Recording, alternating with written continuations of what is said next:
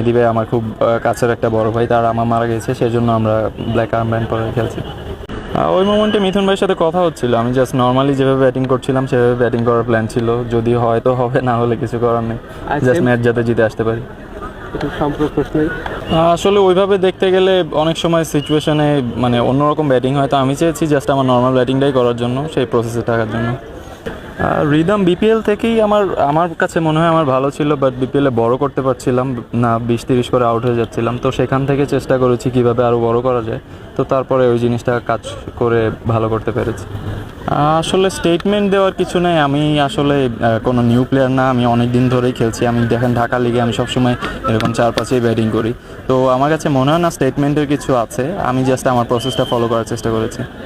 Changes তো সবাইকে বলে দিলে ওইভাবে বলাররা প্ল্যান করবে, তো আমি এইসব ডিসকাস করতে আসলে পছন্দ করি না, আসলে সাধারণত নিজের মধ্যেই রাখতেছি।